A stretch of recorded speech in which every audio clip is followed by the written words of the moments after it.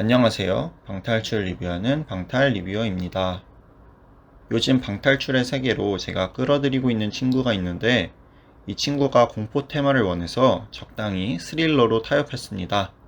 그렇게 우선 해보기로 한 제로월드 강남점의 IM 테마입니다. 공포도가 1이라서 괜찮을 줄 알았는데 생각보다 무서웠어요. 이번이 99번째 방으로 다음 테마는 아주 엄청난 테마 해보려고 합니다. 기대해 주시고요. 이 리뷰는 주관적인 리뷰이므로 사람마다 느끼는 점에는 차이가 있을 수 있다는 점 기억해 주세요. 그럼 랭킹을 살펴보겠습니다. 전국 방탈출 어플상에서 평점 4.3점을 기록하고 있습니다.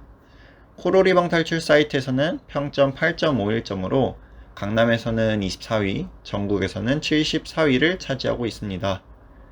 IM 테마 위에 존재하는 전국 테마들 73개 중에 3분의 1, 거의 3분의 1이 23개가 강남에 있네요. 강남의 방탈출 클래스는 정말 엄청난 것 같습니다. 그 다음 제로월드 홈페이지를 참고하여서 테마에 대해 소개하겠습니다. 시놉시스를 살펴보면 내 이름은 에론 머스크. 어릴 때부터 내 꿈은 슈퍼히어로였다. 용감하게 범죄에 맞서 위험한 사람들을 구하고 가정을 꾸려 내 가족의 행복을 지키는 히어로. 그 꿈을 키워 지금의 나는 모두가 인정하는 경찰이 되었고 현재는 연쇄 살인사건의 범인 L을 수사 중에 있다. 살인마 L. 처음 보고 든 생각이 에론 머스크, 화성에 가야 할 것 같은 주인공이 나오고요. 이 테마는 2020년 7월에 오픈한 테마로 추리 스릴러 장르입니다. 플레이 인원은 2에서 6인으로 난이도는 4, 공포도는 1로 표기되어 있습니다. 플레이 타임은 75분이고요. 요금은 오른쪽 표를 참고해주세요. 여러 명이 갈수록 싼 가격에 플레이가 가능합니다. 특별히 제로월드는 다양한 할인 이벤트가 있는데요. 참고하셔서 해당되는 경우에는 저렴한 가격에 이용이 가능합니다. 특별히 또 회원카드라는 시스템이 있는데 딱히 요구하지 않으면 안 주시는 것 같아요. 저는 여기서 이번에 말고 저번에도 한번 해서 2개 테마를 플레이했는데 딱히 먼저 만들어 주시진 않더라고요. 저는 딱히 이번에 할인받은 건 없었고 다음 생일에 꼭 오겠다는 다짐을 하게 되었습니다. 생일엔 무조건 제로월드입니다, 여러분. 자, 그럼 본격적으로 리뷰해 보겠습니다. 먼저 난이도는 5점 만점에 4점을 주겠습니다. 홈페이지 공식 난이도가 4였는데 개인적으로도 그 정도로 체감되었습니다. 저는 힌트를 2번 사용했는데 한 10분 정도 붙잡고 있다가 결국 힌트를 쓴 문제가 있었습니다. 그 후에 조금 이렇게 시간 부족할까봐 빨리 했는데 탈출하고 보니까 17분을 남기고 탈출했어요. 초반에 이렇게 힌트를 사용해서 제로월드의 문제 유형을 파악하고 나니까 이후에는 좀 손쉽게 문제들을 해결하고 탈출하게 되었습니다. 어렵다고 할 만한 문제가 몇 개 존재하니까 힌트 적당하게 사용하면서 탈출하시길 추천드립니다. 다음은 인테리어. 5점 만점에 3.5점을 주었습니다. 볼륨이 생각보다 커서 끝인가 싶은데 방이 있고 그랬어요. 인테리어도 나쁘지 않은데 전체적으로 그냥 무난한 평범한 느낌이었어요. 감탄이 나오거나 하진 않았고 방 개수에 좀 더 신경 쓴 느낌이었습니다. 그냥저냥 평범한 인테리어로 평가하겠습니다. 다음은 활동성 장치 자물쇠 비율입니다. 활동성은 0.5점 정도로 실내화 갈아 신고 입장하며 치마도 충분히 가능했습니다.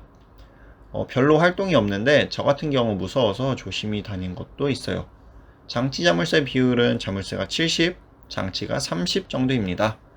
평범하죠? 다음은 공포도인데 저는 2점을 주었습니다. 스릴러 장르이지만 쫄보에게는 너무 무서웠습니다. 탱커인 친구의 팔을 놓을 수가 없었고요. 이게 왜 공포도 1단계인가 그런 의문이 생겼습니다. 쫄 여러분, 탱커를 꼭 데려가셔야 합니다. 다음은 스토리, 몰입감입니다. 저는 5점 만점에 4점을 주었습니다. 스토리 이해도 쉬운 편이고 추리물임에도 스릴러 장르가 섞여 있어서 그런지 지문이 그렇게 많지가 않았어요. 중간에 뻔한 이야기인가 싶었는데 그러면서도 또 엄청난 스토리가 있었습니다. 마지막 설명을 듣고 충분히 납득이 가능했고, 그렇기 때문에 게임 내 요소들을 하나씩 연결이 되면서 좋았습니다. 주인공에 몰입해서 진행이 가능했어서 몰입해서 충분히 즐길 수 있는 좋은 스토리였습니다. 일곱 번째, 기타 사항들입니다. 우선 짐 보관함이 두 칸이 있는데 꼭 한 칸만 사용하라고 하셨어요. 뭐 다음 타임 사람들 때문일까요?